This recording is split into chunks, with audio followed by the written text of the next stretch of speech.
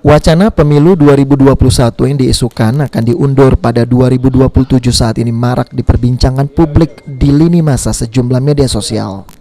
Isu serupa juga pernah mencuat di medsos seiring adanya wacana revisi undang-undang yang mengatur pemilu pada Juni 2020 lalu. Namun untungnya pihak Komisi Pemilihan Umum atau KPU Pusat sudah membantah terkait adanya informasi tersebut dan menyebutkan bahwa pemilu tidak akan ditunda dari tahun 2024 ke 2027. Meski demikian, polemik dan perbincangan hangat yang saat ini masih dibicarakan di tengah masyarakat, pengamat politik Sumsel Bagindo Togar angkat bicara. Sudah seharusnya pihak KPU yang notabene selaku penyelenggara kegiatan pemilu harus terang-terangan dan gencar melakukan koordinasi kepada pihak-pihak terkait, seperti DPR hingga pihak eksekutif.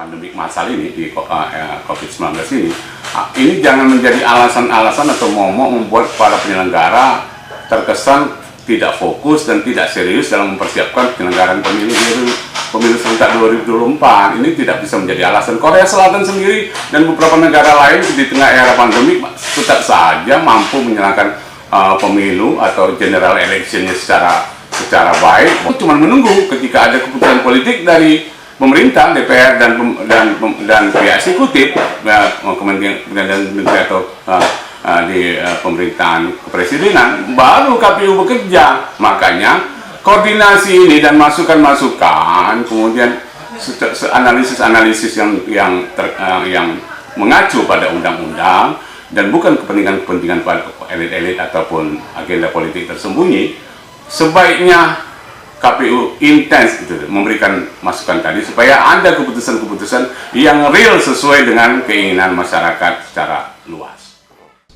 Okta Alvari, Sipal TV.